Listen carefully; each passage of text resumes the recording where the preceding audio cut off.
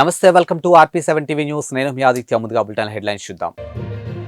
ప్రపంచంలో మేడారం తర్వాత అతిపెద్ద గిరిజన ఉత్సవం నేటి నుంచి నాగోబా జాతర. హైదరాబాద్లో బీఆర్ఎస్ కు షాక్. కాంగ్రెస్ లో చేరిన కీలక నేత. ఫుడ్ డెలివరీ ఇచ్చేందుకు వెళ్తున్న యువకుడికి బ్యాగ్ తీసి చెక్ చేస్తే ఏం తెలివిరా నాయనా. ప్రపంచంలోని అతిపెద్ద గిరిజన ఉత్సవాల్లో ఒకటిగా గుర్తింపు పొందినటువంటి నాగోబా జాతర శుక్రవారం నుంచి ప్రారంభం కానుంది. ఇక ఆదిలాబాద్ జిల్లా ఇంద్రవెల్లి మండలం కేస్లాపూర్లో 3 రోజుల పాటు జరుగుతున్నటువంటి ఈ జాతరకు అధికారులు అన్ని ఏర్పాట్లు పూర్తి చేశారు. ఇక మెస్రాం వంశీయులు చేతుల మీదుగా జరిగే ఈ ఉత్సవం ఆదివాసులకే కాదు మిగతా వర్గాలకు ప్రత్యేకమై దాదాపు 400 మంది గిరిజనులు నివసించేటువంటి కేస్లాపూర్కు జాతర సందర్భంగా వివిధ ప్రాంతాల నుంచి మెస్రాం వంశీయులు సహా ఇతర రాష్ట్రాల నుంచి లక్షల మంది భక్తులు తరలివస్తారు. ఇక ప్రపంచంలోని అతిపెద్ద గిరిజన ఉత్సవాల్లో ఒకటి గుర్తింపు పొందినటువంటి నాగోబా జాతర శుక్రవారం నుంచి ప్రారంభం కానుంది. ఇక ఆదిలాబాద్ జిల్లా ఇంద్రవెల్లి మండలం కేస్లాపూర్లో 3 రోజుల పాటు జరుగుతున్నటువంటి ఈ జాతరకు అధికారులు అన్ని ఏర్పాట్లు పూర్తి చేశారు. మేడారం తర్వాత రెండో అతిపెద్ద గిరిజన జాతరగా గుర్తింపు పొందినటువంటి నాగోబాను ప్రభుత్వం అధికారికంగా నిర్వహిస్తోంది. ఇక ఇటీవల సీఎం రేవంత్ రెడ్డి సహా మంత్రులు కేస్లాపూర్ వచ్చి పూజలు నిర్వహించారు. ఇక కొత్తగా ఏర్పడినటువంటి ప్రభుత్వం ఈసారి జాతరను ప్రతిష్టాత్మకంగా తీసుకోవడంతో కలెక్టర్ రాహుల్ రాజ్, ఎస్పీ గౌస్ అలం ఏర్పాట్లు పర్యవేక్షిస్తూ ఉన్నారు. ఇక 3 డీఎస్పీలు ఆధ్వర్యంలో 6 సిఐలు, 28 మంది ఎస్ఐలు, 37 మంది ఏఎస్ఐలు, 94 మంది హెడ్ కానిస్టేబుల్, 243 మంది ఇతర సిబ్బందితో బందోబస్తు ఏర్పాటు చేశారు. హైదరాబాద్ లో బీఆర్ఎస్ కు ఎదురు దెబ్బ తగిలింది. ఇక జీహెచ్ఎంసీ మాజీ డిప్యూటీ మేయర్ బోరబండ కార్పొరేటర్ బాబా ఫసియుద్దీన్ బీఆర్ఎస్ పార్టీకి రాజీనామా చేశారు. ఇక తెలంగాణ కాంగ్రెస్ ఇన్ఛార్జ్ దీపా మున్షా సమక్షంలో బాబా ఫసియుద్దీన్ కాంగ్రెస్ లోను చేరారు. ఇక అనంతరం బాబా ఫసియుద్దీన్ ముఖ్యమంత్రి రేవంత్ రెడ్డిని కూడా మర్యాదపూర్వకంగా కలిశారు. ఇక బీఆర్ఎస్ వర్కింగ్ ప్రెసిడెంట్ కేటీఆర్ తీరుపై బాబా ఫసియుద్దీన్ కొంతకాలంగా అసంతృప్తితో ఉన్నారు. ఈ క్రమంలోనే ఉద్యమకారులకు పార్టీలో ప్రాధాన్యత లేదంటూ ఆవేదన వ్యక్తం చేశారు. ఇక తనకు ప్రాణహాని ఉందని చెప్పినా అధిష్టానం పట్టించుకోవట్లేదంటూ బాబా చెప్పారు. ఇక ఇటీవల కాలంలో పార్టీ అనుసరించినటువంటి విధానాలు నాకు నచ్చలేదు. పార్టీ ఆవిర్భావం నుంచి నేను కష్టపడి పనిచేశాను. ఇక తెలంగాణ ఉద్యమంలో విద్యార్థి నాయకుడిగా చురుగ్గా పాల్గొన్నాను.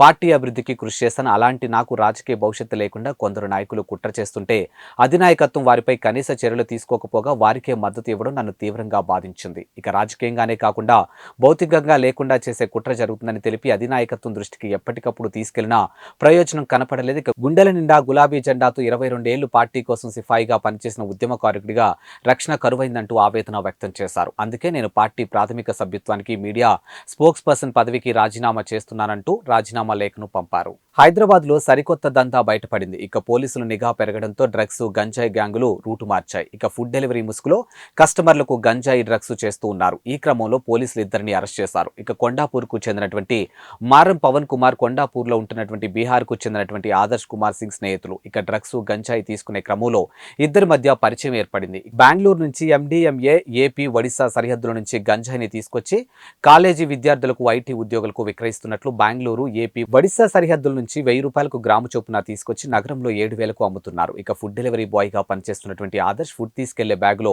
అడుగున డ్రగ్స్, గంజాయి పొట్లాలు పెడతాడు. ఇక ఫుడ్ పార్సిల్ ముసుగులో వాటిని అవసరమైన వాటికి విక్రయిస్తూ ఉన్నాడు. ఇక నిందితులు కొండాపూర్ శిల్పా పార్క్ ప్రధాన రహదారి దగ్గర విక్రయాలు చేస్తున్నట్లు పోలీసులు సమాచారం వచ్చింది. ఇక వెంటనే పోలీసులు నిఘా పట్టి ఇద్దరిని అరెస్ట్ చేశారు. వారి నుంచి 21,788 గ్రాముల MDMA, 874.316 గ్రాముల గంజాయి, ఇక 2 చిన్న డిజిటల్ తూకం యంత్రాలు, 1 కారు, 3 మొబైల్ స్వాధీనం చేసుకున్నారు. ఇక ఈ డ్రగ్స్, గంజాయి విలువ 8 లక్షలు ఉంటుందని చెప్తున్నారు. శ్రీ సత్యసాయి జిల్లాలో కురుబులలో అత్యధికంగా ఉన్నారని, వారి దామాషా ప్రకారం 2 అసెంబ్లీ స్థానాలు, 1 పార్లమెంటు స్థానాన్ని రాజకీయ పార్టీలో కేటాయించాలని కురుబ సంఘం నేత సాముకోటి ఆదినారాయణ డిమాండ్ చేశారు. ఈ సందర్భంగా పెనుగొండ నియోజకవర్గం గోరుట్ల పట్టణంలో నిర్వహించినటువంటి కురువ సంఘ సమావేశానికి ఆయన హాజరయ్యారు. ఈ కార్యక్రమంలో యువజన సంఘం జిల్లా అధ్యక్షులు కేశాన ఆదినారాయణ, జిల్లా ఉపాధ్యక్షులు అశోక్, కోటి, రమేష్, రాము, శ్రీనివాసులు తదితరులు పాల్గొన్నారు. ఆంధ్రప్రదేశ్ లో దాదాపు 27 నుంచి 30 లక్షల మంది కురువులు ఉన్నారు. రాయలసీమలో అత్యధికంగా కురువులు ఉన్నారు. ఇప్పటికైనా కురుబ కులాన్ని గుర్తించి అన్ని పార్టీలు ఈ రాయలసీమ ప్రాంతానికి సంబంధించిన కురువులు జనాభా ప్రాతిపదంగా ఎమ్మెల్యే సీట్లను, ఎంపీ సీట్లను, ఎమ్మెల్సీ సీట్లను, నామినేటెడ్ పదవుల్లో కూడా అన్నిట్లో కూడా న్యాయం చేయాలని ప్రభుత్వానికి, ప్రతిపక్షానికి, అన్ని పార్టీలకు కూడా కురువ సంఘం తరఫున మేము డిమాండ్ చేస్తున్నాం. కురువులు బీసీలో అత్యధికంగా ఉన్నారు. రాజకీయంగా చైతన్యవంతులు దాదాపు ఈ రాయలసీమ ప్రాంతంలో కూడా 10 సీట్లు, 10 స్థానాల్లో కూడా ఎమ్మెల్యే స్థానాలు అడుగుతున్నారు. 2-3 స్థానాల్లో ఎంపీలు అడుగుతున్నారు. జనాభా ప్రాతిపదికగా ఈ రాయలసీమ ప్రాంతానికి కురుబులకు న్యాయం చేయాలి. అదే మన సత్యసాయి జిల్లాకు తీసుకుంటే 2 ఎమ్మెల్యే 1 ఎంపీ సీటు కూడా ఇవ్వాలని ఇటు తెలుగుదేశం పార్టీ, వైఎస్ఆర్సీపీ పార్టీ, మిగతా అన్ని పార్టీలకు కూడా కురుబ సంఘం తరఫున మేము డిమాండ్ చేస్తున్నాం. ప్రభుత్వం ప్రతిష్టాత్మకంగా చేపట్టినటువంటి పేదలకు ఇళ్ల పథకంలో అర్హులైన వారికి మంజూరు చేసినటువంటి ఇళ్ల స్థలాలు రిజిస్ట్రేషన్లో తీవ్ర ఇబ్బందులు ఎదుర్కొంటున్నారు. ఇక సచివాలయం పరిధిలో చేస్తున్నటువంటి రిజిస్ట్రేషన్ల కోసం లబ్ధిదారులు బారులు తీరి వేచి చూస్తూ ఉన్నారు. ఇక సర్వర్లు మొరాయించడంతో చేసేదేమీ లేక వెనుతిరిగి వెళ్లిపోతూ ఉన్నారు. ఇక ప్రతి గ్రామ సచివాలయ పరిధిలో ఇదే పరిస్థితి ఎదుర్కొన్నట్లు లబ్ధిదారులు ఆవేదన వ్యక్తం చేశారు. రూరల్ తహసీల్దార్ విజయ్ ప్రసాద్ పండూరు నేమం సచివాలయంను సందర్శించి రిజిస్ట్రేషన్ల సర్వర్లతో సాంకేతిక సమస్యల వల్ల ఇబ్బందులు వచ్చాయని ఉన్నతాధికారుల దృష్టికి తీసుకువెళ్లి సమస్యను పరిష్కరించి రిజిస్ట్రేషన్లు ప్రక్రియ కొనసాగిస్తామని తెలిపారు. పీ హౌసింగ్ రిజిస్ట్రేషన్ ప్రాసెస్ ఎలా జరుగుతుందని చెప్పి చూడటానికి ఇచ్చాను సార్. ఇక్కడ ప్రజెంట్ ఏంటంటే కొంచెం టెక్నికల్ ప్రాబ్లం వల్ల కొంచెం స్లో అయింది. సర్వర్లో స్లో అవ్వడం, టెక్నికల్ ప్రాబ్లం ఉండటం వల్ల అది కొంచెం జరగట్లేదు. పబ్లిక్ అయితే అందరూ వచ్చారు, బెనిఫిషరీస్ అందరూ వచ్చారు. ఈ 3 గంటలకి ఇప్పుడు క్లియర్ అవుతుంది అన్నారు. అది క్లియర్ అయిన వెంటనే అందరికీ వచ్చిన వాళ్ళందరితో కూడా రిజిస్ట్రేషన్ చేసేటానికి సచివాలయం స్టాఫ్ మరి రెవెన్యూ సిబ్బంది కూడా అందరూ ఇక్కడ అందుబాటులో ఉన్నారని తెలియజేస్తున్నారు. Okay sir. తమ సమస్యలు పరిష్కరించాలని కోరుతూ కాకినాడ ప్రభుత్వ సామాన్య ఆసుపత్రి కాంట్రాక్ట్ శానిటైజేషన్ వర్కర్ సిఐటియు ఆధ్వర్యంలో చేపట్టిన ఆందోళన కొనసాగించారు. ఈ సందర్భంగా సిఐటియు నగర అధ్యక్షుడు పలివేల వీరబాబు మాట్లాడుతూ కోవిడ్ సమయంలో ప్రాణాలు పణంగా పెట్టి సేవలు అందించినటువంటి జీజీహెచ్ శానిటైజేషన్ వర్కర్కు ప్రభుత్వం నుండి ₹1 కూడా పారితోషికం అందలేదని అన్నారు. ఇద్దరు కార్మికులు మరణిస్తే ప్రభుత్వం నుండి ఏ విధమైన సహాయం ఆయా కుటుంబాలకు అందలేదని వాపోయారు. ఇప్పటికైనా అధికారులు స్పందించి కార్మికుల న్యాయమైన డిమాండ్స్ పరిష్కారం చేయాలని కోరారు. లేని పక్షంలో సిఐటియు అనుబంధ సంఘాలను కూడా ఆందోళనకు తీసుకొస్తామని అన్నారు. కార్మికురాలు అనురాధ మాట్లాడుతూ తాము గత 10 ఏళ్లుగా జీజీహెచ్ లో కాంట్రాక్టర్ శానిటైజేషన్ వర్క్ గా పనిచేస్తున్నామని అన్నారు. యజమానులు చెల్లించవలసినటువంటి పిఎఫ్ వాటా కూడా కార్మికుల జీతాలకు నుండే కత్తిరించడం గతంలో జరగలేదని అన్నారు. ప్రస్తుతం ధరలు విపరీతంగా పెరగడం వల్ల జీతాలు సరిపోక ఇబ్బందులు పడుతున్నామని ఆవేదన వ్యక్తం చేశారు. తక్షణమే జీతాలు పెంచాలని డిమాండ్ చేశారు. ఈ కార్యక్రమంలో సిఐటియు జిల్లా కోశాధికారి మలక వెంకటరమణతో పాటు యూనియన్ నాయకులు తదితరులు పాల్గొన్నారు. కాకినాడ ప్రభుత్వ సామాన్య ఆసుపత్రిలో శానిటేషన్ వర్కర్స్ గత 7 రోజుల పైగా ఆందోళన నిర్వహించడం జరుగుతుంది. ముఖ్యంగా పెరిగిన ధరలకు అనుగుణంగా శానిటేషన్ వర్కర్స్కి జీతాలు పెంచాలని, కనీస వేతనం ₹26,000 అమలు చేయాలని సిఐటిగా డిమాండ్ చేస్తూ ఉన్నాం. కృష్ణా కన్స్ట్రక్షన్స్ ప్రైవేట్ కంపెనీ పేరుతో 2021 జూన్ నుండి జీజీహెచ్లో శానిటేషన్ నిర్వహణ కాంట్రాక్ట్ పొంది ఉన్నారు. గడిచిన 24 సంవత్సరాలుగా జీజీహెచ్లో శానిటేషన్ కాంట్రాక్ట్లోనే జరుగుతుంది. గతంలో ఎప్పుడు కూడా పిఎఫ్ విషయంలో కార్మికుల వాటా, యజమాని వాటా కలిపి పిఎఫ్ చెల్లించేవారు. కృష్ణా కన్స్ట్రక్షన్ కంపెనీ వచ్చినప్పటి నుంచి జీవో నంబరు 549 ప్రకారం ₹16,000 జీతం అమలు చేస్తున్నప్పటికీ కార్మికులకి చెల్లించాల్సిన పిఎఫ్ పిఎస్ఏ వాటాతో పాటు యజమానులు చెల్లించవలసిన పిఎఫ్ పిఎస్ఏ వాటాకి కూడా కార్మికుల జీతం నుంచే కత్తిరిస్తున్నారు. పెద్దలందరికీ నమస్కారం అండి. 10 సంవత్సరాలుగా మేము ఇక్కడ మాకు ధరలు పెరిగిపోయి ఇచ్చిన జీతం సరిపోతాయి. జీతాలు పెరిగి పిఎఫ్ ఏమో 2 పక్కల మా దాంట్లోనే కట్ చేస్తున్నారు. ఇదివరకైతే యజమానులు కొంచెం మా దాంట్లో కొంచెం కట్ చేసేవారు. మాకు 2 పక్కల మా దాంట్లో కట్ చేయడం వల్ల పెరిగిన ధరల వల్ల మేము సరిపోవట్లేదని మాకు వచ్చిన డబ్బులు డబ్బులు తగ్గించి మా ఎంతని ఏదో ఒకటి మాకు మంచి జరిగేట్టుగా తీసుకుంటారని కోరుకుంటున్నామండి. ప్రధానమంత్రి నరేంద్ర మోడీ ఉజ్వల గ్యాస్ పథకం ద్వారా పేదలకు ఉచితంగా గ్యాస్ కలెక్షన్లు అందించడం జరిగిందని BJP Kakinada assembly convener engineer గట్టి సత్యనారాయణ పేర్కొన్నారు. కాకినాడ సౌత్ మండలం 32వ వార్డు శక్తి కేంద్రం ప్రముఖ లక్ష్మీనారాయణ రెడ్డి ఆధ్వర్యంలో ప్రధానమంత్రి నరేంద్ర మోడీ ఉజ్వల గ్యాస్ పథకాన్ని ఉచితంగా అందించారు. ఈ కార్యక్రమానికి ముఖ్య అతిథులుగా BJP Kakinada assembly convener engineer గట్టి సత్యనారాయణ, బీజేపీ కాకినాడ సౌత్ మండల అధ్యక్షులు చెక్కా రమేష్, బీజేపీ సౌత్ మండల ఓబీసీ మోర్చా అధ్యక్షులు చెల్లూరి సత్యనారాయణ, బీజేపీ యువ మోర్చా నాయకులు దొడ్డి వీరేంద్ర పాల్గొని మహిళలకు ఉచిత గ్యాస్ కలెక్షన్లు అందజేశారు. ఈ సందర్భంగా వారు మాట్లాడుతూ ప్రధాని నరేంద్ర మోదీ మహిళలు కట్టెల పొయ్యి మరియు పొట్టి పొయ్యిల మీద వంటలు చేయడం వల్ల ఆరోగ్యం పాడవుతుందని, మహిళలు ఆరోగ్యంగా ఉండాలని ముందు చూపుగా ప్రధాని నరేంద్ర మోడీ ఉజ్వల పథకంలో గ్యాస్ కలెక్షన్లు, గ్యాస్ సిలిండర్లు, స్టవ్లు ఉచితంగా ఇస్తున్నారని తెలిపారు. ఈ అవకాశాన్ని మహిళలు ప్రతి ఒక్కరూ ఉపయోగించుకోవాలని కోరారు. ప్రధాని నరేంద్ర మోడీ ఉజ్వల పథకంలో ఉచిత గ్యాస్ కలెక్షన్లు పొందడానికి రేషన్ కార్డులో ఎంతమంది ఉంటే అంతమందిని ఆధార్ కార్డులు ఫోటోలు తీసుకుని మీ దగ్గరలో ఉన్నటువంటి గ్యాస్ కంపెనీ సంప్రదించాలని కోరారు. ప్రధాని నరేంద్ర మోడీ అత్యోదయ చిట్ట చివరి ఉన్నటువంటి పేదవారికి అందాన్ని పథకాలు ప్రవేశపెట్టారని తెలిపారు. ఈ కార్యక్రమంలో బీజేపీ సీనియర్ నాయకురాలు కొరాడ లక్ష్మి, తులసి తదితరులు పాల్గొన్నారు.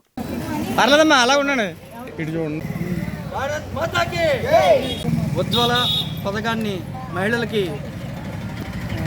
ఒంటింట్లో పొట్టి పుల్లల పొయ్య వాడకూడదు, వాడితే అందరికీ కూడా ఆరోగ్యాల్లో దెబ్బతింటాయని చెప్పేసి మహిళలకి ఉచితంగా ఒక గ్యాస్ సిలిండరు, ఒక పొయ్య, రెగ్యులేటరు కలెక్షను మొత్తం 5,000 రూపాయల కిట్టు అందరికీ కూడా ప్రతి మహిళలకి లేని వాళ్ళు అందరూ కూడా అందిస్తున్నారు. నా పేరు ఆశశ్రీ అండి. నేను హౌస్ వైఫ్ యాక్చువల్లీ. ఇప్పుడు ప్రజెంట్ గ్యాస్ గురించి ఏదైతే వచ్చిందో స్కీమ్ ఇది ఒక్కటే కాకుండా ఇంకా చాలా స్కీమ్స్ రన్ అవుతున్నాయి ప్రజెంట్. అవన్నీ కూడా ఇంకా చాలా హెల్ప్ఫుల్ ఉండేవి అందరికీ. ఎవరైతే హౌస్ వైఫ్స్ కింద ఉన్నారో, ఎవరైతే వర్కింగ్ ఉమెన్స్ కాకుండా ఇంట్లోనే ఉంటున్నారో, ఇంకా చిన్న చిన్న చదువులు చదువుకున్న వాళ్ళందరికీ కూడా చాలా యూస్ఫుల్ అయ్యే స్కీమ్స్ చాలానే ఉన్నాయి. అవన్నీ కూడా అందరూ తప్పకుండా యూజ్ చేసుకోవాలని చెప్పేసి కోరుకుంటున్నాను. ప్లస్ ఇది కూడా మా అందరికీ ఇచ్చినందుకు చాలా థ్యాంక్స్ చెప్తున్నాను అందరికీ. బీజేపీ మోడీ గారికి.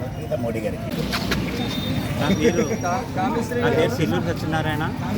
నేను భారతీయ జనతా పార్టీ ఓబీసీ మండల అధ్యక్షుడిగా ఉంటున్నాను.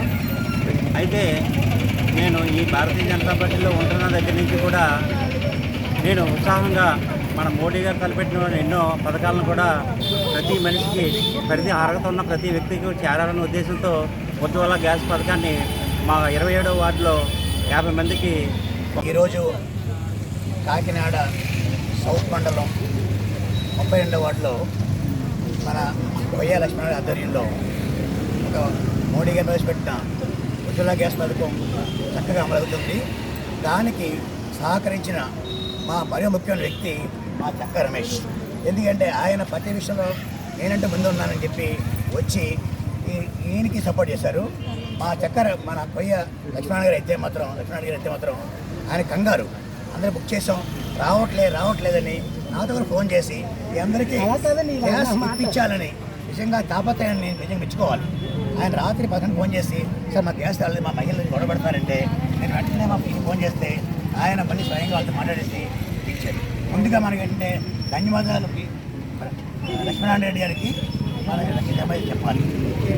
రెండోది మన మోడీ గారు అందరిలాగా ఏదో మీకు ఫ్రీ స్కీమ్స్ కాకుండా మీరు డెవలప్ అవ్వాలి అంటే మహిళలు అంటే స్వయంగా డెవలప్ అవ్వాలి చేస్తుంది. ఎన్నో స్కీమ్స్ పెట్టారు.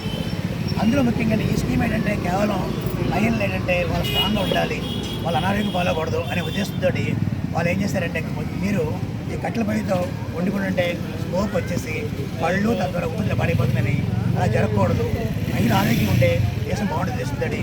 ఉజ్వల గ్యాస్ అనేది ఈ నెల 9 నుండి 13వ తేదీ వరకు విశాఖపట్నంలో జరుగుతున్నటువంటి ఆడుదాం ఆంధ్ర రాష్ట్ర స్థాయి పోటీలు నిర్వహించడం జరుగుతుందని కాకినాడ జిల్లా joint collector CV Praveen Aditya పేర్కొన్నారు. ఇక గురువారం కాకినాడ జిల్లా స్పోర్ట్స్ అథారిటీ గ్రౌండ్ నుండి ఆడుదాం ఆంధ్ర రాష్ట్ర స్థాయి టోర్నమెంట్కు ఆటగాళ్లతో వెళ్తున్నటువంటి బస్సును joint collector CV Praveen Aditya జెండా ఊపి ప్రారంభించారు. ఈ సందర్భంగా ఆయన మాట్లాడుతూ కాకినాడ జిల్లాలో జరిగినటువంటి ఆడుదాం ఆంధ్ర క్రీడా పోటీల్లో మొదటి స్థానంలో విజయం సాధించినటువంటి badminton, kho kho, kabaddi, volleyball, cricket జట్లు విశాఖపట్నంలో రాష్ట్ర పోటీలో పాల్గొనడం జరుగుతుందని అన్నారు. ఇక కాకినాడ జిల్లా నుండి 52 మంది పురుషులు క్రీడాకారులు, 52 మంది మహిళా క్రీడాకారులు, 20 మంది కోచ్ మేనేజర్లు వెళ్లడం జరిగిందని తెలిపారు. ఇక క్రీడాకారులు పోటీలో పథకాలు సాధించి కాకినాడ జిల్లాకు పేరు తీసుకురావాలని సూచించారు. ఈ కార్యక్రమంలో పీడీ, ఏపీఎంఐసి, జీవీవి ప్రసాద్ తదితరులు పాల్గొన్నారు.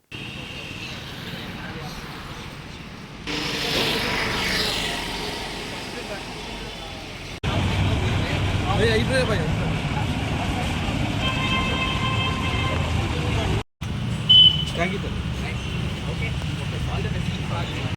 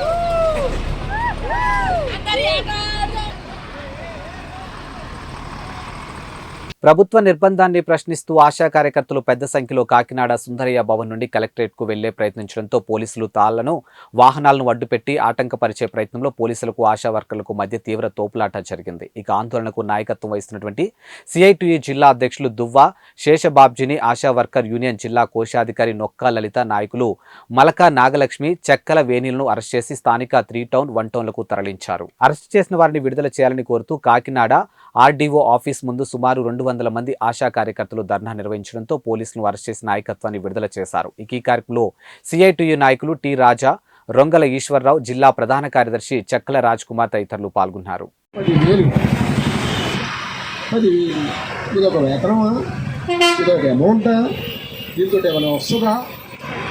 ఒకవేళ ఈ అమౌంట్ న్యాయబద్ధమైంది అని అనుకుంటే మరి ఎమ్మెల్యే 2 లక్షలు ఎందుకు తీసుకుంటాడు వేతనం? ఈ ప్రభుత్వం కొందరు సలహాదారులను పెట్టుకున్నది. సజ్జల రామకృష్ణారెడ్డి బయటికి వెళ్తే ఎందుకు పనికిరాడు, అతను తీసుకొచ్చి సలహాదారుడిని పెట్టుకున్నారు. 3 ఆశా వర్కర్లకి కనీస వేతనం 26,000 రూపాయలు ఇవ్వాలి. ఆ డిమాండ్ మీద ఈరోజు రాష్ట్ర వ్యాప్తంగా ఉన్న ఆశా వర్కర్లందరూ కూడా విజయవాడ వెళ్ళడం కోసం ప్రయత్నం చేశారు. పోలీసు వారు పెద్ద ఎత్తున నిర్బంధాన్ని ప్రయోగించారు. దాదాపు అన్ని జిల్లాల్లోనూ కూడా బయలుదేరుతున్నటువంటి వాళ్ళని అరెస్ట్ చేసి స్టేషన్లో పెట్టారు. స్టేషన్లు నిండిపోవడంతో కళ్యాణ మండపాల్లో పెట్టారు. అర్ధరాత్రి పూట వదిలిపెట్టారు. వాళ్ళందరూ విడుదలైనటువంటి వాళ్ళు మళ్ళీ టికెట్ తీసుకుని బస్సు ఎక్కితే వాళ్ళు కూడా ఆపేసేసి వివిధ స్టేషన్లో నిర్బంధించారు. ఇది అన్యాయం. ఒక సైనిక పాలన మార్షల్లా. నా పేరు లలిత అండి. నేను జిల్లా కోశాధికారిని మాట్లాడుతున్నాను. మేము కనీస వేతనం మాత్రమే అడుగుతున్నాము. ఇంకెక్కువ ఏమైతే మేమైతే అడగట్లేదు. కనీస వేతనం 26,000. మాకు రిటైర్మెంట్ లీవ్లు లేవు, ఏమి లేవు. మాకు 10,000 చేసి ఆ 10,000 అన్నీ ఎలా చేశారు? అంతకుముందు అధికారులు 6,000 ఇస్తే అందులో 4,000 పెంచి 10,000 చేశారు. 10,000 అంటే ఆయన అన్నట్టు 10,000 చేస్తే అంతకుముందు ఇచ్చిన 6,000కి ఈ 10,000కి 16,000 రావాలి ఆయన అన్నట్టుగా. కానీ అలా జరగకుండా 4,000 చేసేసి మేము 10,000 ఇచ్చాం 10,000 ఇచ్చామని ప్రచారాలు చేసేసి ఆ 10,000 తోటే మమ్మల్ని బతకమన్నారు. వాటితోటే మమ్మల్ని. నా పేరు అనంతలక్ష్మి అండి. నేను ఆశా వర్కర్గా పనిచేస్తున్నాను తాడలే మండలంలో. మాకైతే అండి జీతాలు సరిగా వేయరండి. కనీస వేతనం అడుగుతుంటేనేమో పోలీసులు అరెస్ట్ చేసేసి ఎక్కడికక్కడ మమ్మల్ని పుల్లబొడుసులాడు చేసేస్తున్నారండి. మమ్మల్ని నైట్ కూడా చాలా దారుణంగా చేశారు సార్. మమ్మల్ని నిన్న మధ్యాహ్నం 2 గంటల నుంచి అండి ఇప్పటి వరకు కూడా మమ్మల్ని పోలీసుల చేతిలోనే అరెస్ట్లో ఉన్నామండి. మేము ఇప్పటి వరకు కూడా మాకైతే తిండా కూడా తిండలేదు సార్. మాకు నిన్న నుంచి మేము అలాగే ఉన్నాం సార్. మేము ఏం అడుగుతున్నాం సార్? కనీస వేతనం ఇమ్మని అడుగుతున్నాం. మాకు బనిపెట్టి ఇమ్మని అడుగుతున్నాం సార్. మేము ఏంటి మాకు కనీసం మా పిల్లలు 10,000 ఉద్యోగం అని మా ఆయనకి పెన్షన్ లేదు సార్. మా పిల్లలకి అమ్మఒడి లేదు సార్. మాకు రేషన్ కార్డులో పేర్లు తీసేస్తారు సార్. 10,000 ఎక్కడండి? మాకు ఇవన్నీ పోతే మేమేలా బతకమండి సార్? మేము బతకలేక రోడ్డు పడ్డామండి. రోజుని రోడ్డు పడిన తీసుకెళ్ళాము. ఎక్కడెక్కడో దాసేస్తుంటే ఎక్కడెక్కడో పట్టేస్తుంటే మేమేమని అడుకోవాలి సార్? చెప్పండి సార్. అంచేతండి మేము కలెక్టర్ ఆఫీస్ కూడా వెళ్ళలేదండి సార్. మమ్మల్ని మధ్యలో రోడ్డు మీద పెట్టి ఇదిగోండి రోడ్డు మీద పొడెండ్లో పెట్టి మమ్మల్ని తాళ్ళెట్టి కొట్టేసి మా సార్లని అందరినీ మమ్మల్ని చాలా బేమత్యంగా చేసేసారు సార్. మమ్మల్ని మనవన్నీ మాకు అందించాలని మనస్ఫూర్తిగా కోరుతున్నామండి. కేంద్ర కార్మిక సంఘాలు, రైతు సంఘాలు, వ్యవసాయ కార్మిక సంఘాలు, రైతు కూలీ సంఘాలు ఆధ్వర్యంలో ఫిబ్రవరి 16వ తేదీన జరిగే గ్రామీణ బంధు పారిశ్రామిక సమ్మెను జయప్రదం చేయాలని కోరుతూ కచేరిపేట నందుగల సిఐటియు కార్యాలయంలో ఏపీ రైతు సంఘం జిల్లా అధ్యక్షులు తిరుమల శెట్టి నాగేశ్వరరావు అధ్యక్షన రౌండ్ టేబుల్ సమావేశం జరిగింది. ఈ సందర్భంగా రైతు కూలీ సంఘం జిల్లా అధ్యక్షులు రాజాబాబు, కౌలు రైతు సంఘం జిల్లా ప్రధాన కార్యదర్శి వల్లూరి రాజాబాబు, సిఐటియు జిల్లా ప్రధాన కార్యదర్శి చెక్కల రాజ్ కుమార్, ఇక సిపిఎం జిల్లా కన్వీనర్ మోర్తా రాజశేఖర్, ఐఎన్టీయూసీ జిల్లా అధ్యక్షులు తాళ్ళూరి రాజు మాట్లాడుతూ మోడీ ప్రభుత్వం అనుసరిస్తున్నటువంటి కార్పొరేట్ మతోన్మాద విధానాలను రైతు పాలిట ఉరితాడులుగా మారి 5 ఏళ్లలో 3 లక్షల మంది రైతులు ఆత్మహత్యలకు పాల్పడ్డారని, మోడీ తీసుకొచ్చినటువంటి 4 లేబర్ కోడ్లు పరిశ్రమలో సంపద సృష్టించే కార్మికులకు ఏ హక్కులు లేవని, బానిసలుగా మార్చాయని, కేంద్ర రాష్ట్ర సంస్థల్లో 23 లక్షల పోస్టులు ఖాళీగా ఉండి కూడా దేశంలో యువత ఉద్యోగాలు లేక నిరుద్యోగ భారత్ వెలిగిపోతుందని విమర్శించారు. ప్రతిరోజు దేశంలో మహిళలపై అత్యాచారాలుగా మారాయని, దళితులను, గిరిజనులు, మైనార్టీలను 2వ తరగతి పౌరులుగా మార్చేందుకు నిత్యం బీజేపీ ఐటీ సెల్ మోడీ భజన చేసే మీడియాలో విష ప్రచారం నిర్వహించడం జరుగుతుందని ఆవేదన వ్యక్తం చేశారు. ఇక కాకినాడ ప్రజలు, రైతులు, పరిశ్రమల్లోని కార్మికులు, వ్యవసాయ కార్మికులు ఫిబ్రవరి 16న స్వచ్ఛందంగా బంద్లో పాల్గొని జయప్రదం చేయాలని అన్నారు. అన్యాయం గురించి, వాళ్ళు ఇచ్చిన వాగ్దానాల గురించి, అట్లాగే దాదాపుగా 30 సంవత్సరాల నుంచి అది పెండింగ్లో ఉంది. దాన్ని కూడా కనీసం మద్దతు ధర రైతు సంఘాలు, కార్మిక సంఘాలు, ప్రజానీకం అంతా కూడా ఢిల్లీ నిర్బంధ పోరాటం చేసినప్పటికీ కూడా దాదాపుగా 700-800 మంది రైతులు ప్రాణాలు కోల్పోయినప్పటికీ కూడా మోడీ చలనం లేకుండా ఈరోజు దేశంలో బీజేపీ యొక్క పరిపాలనా విధానానికి వ్యతిరేకంగా, అదేవిధంగా మోడీ అవలంబిస్తున్నటువంటి కార్మిక, రైతు, అదే ప్రజా వ్యతిరేక విధానాలు ఏవైతే ఉన్నాయో వాటికి వ్యతిరేకంగా ఈరోజు ఈ యొక్క రౌండ్ టేబుల్ సమావేశం జరిగింది. ఈ నెల ఫిబ్రవరి నెల 16వ తేదీన భారతదేశ వ్యాపితంగా కూడా గ్రామీణ బంధు, అదేవిధంగా పారిశ్రామిక బంధు జరపాలని చెప్పి కేంద్రం నుంచి ఏదైతే రైతు, కార్మిక ఐక్యవేదిక ఉందో ఐక్యవేదిక పిలుపు మేరకు ఫిబ్రవరి 16వ తేదీన భారత్ బంద్ జరుగుతుంది. దేశంలోని నరేంద్ర మోడీ నాయకత్వంలోని బీజేపీ ప్రభుత్వం ప్రజా, కార్మిక, రైతాంగ వ్యతిరేక విధానాలను అవలంబిస్తూ ఉన్నారు. దేశం అధోగతి పాలు చేస్తూ ఉన్నారు. మరి ప్రశ్నించే తత్వం లేకుండా నిర్బంధాలని, మరి నియంతృత్వ పాలనని కొనసాగిస్తూ ఉన్నారు. అలాగే ప్రజలను పక్కదోవ పట్టేస్తూ ఉన్నారు. ఆ మతం పేరుతో, రామాలయం పేరుతో ప్రజలను పక్కదోవ పట్టేస్తూ ఉన్నారు. దేశంలో అధిక ధరలు విపరీతంగా పెరిగిపోయినాయి. సామాన్యులు బతకడం కూడా చాలా కష్టమైపోయింది. నిరుద్యోగ శాతం పెరిగిపోయింది.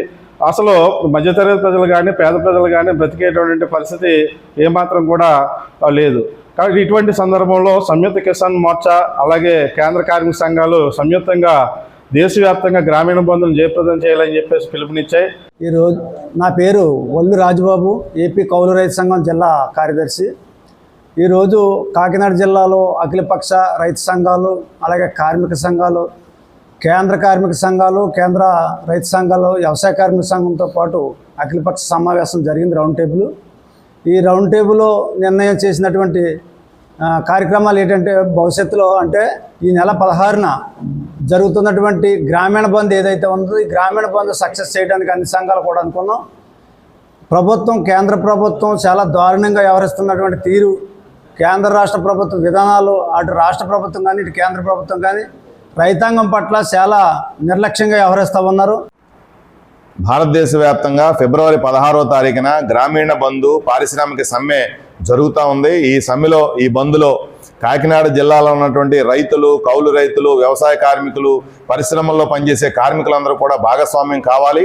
ఈ 4 సంఘాల డిమాండ్ల మీద, అంటే రైతులకి పంటలకు గిట్టుబాటు ధర చట్టాన్ని చేయాలని కోరుతూ ఈ సమ్మె జరుగుతూ ఉంది, బంద్ జరుగుతూ ఉంది. కార్మికులందరికీ కనీస వేతనం 26,000 రూపాయలు చేయాలి, ఇవ్వాలి ఏ రంగంలో పనిచేసే కార్మికుడికైనా అని చెప్పి సమ్మె జరుగుతూ ఉంది.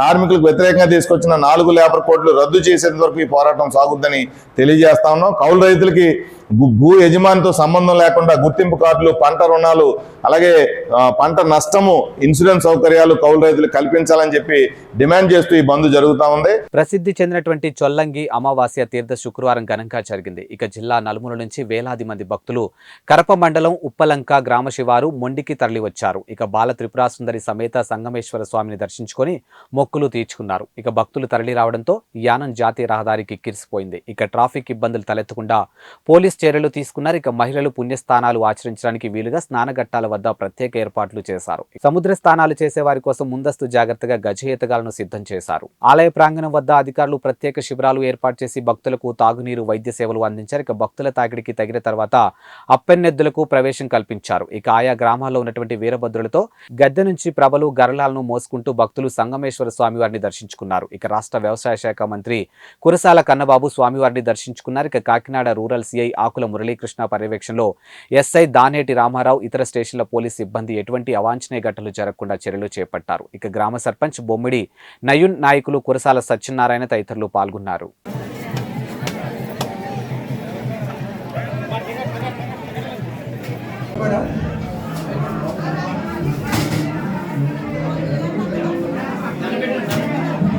ఓకే సార్ చెప్పండి. ఓకే.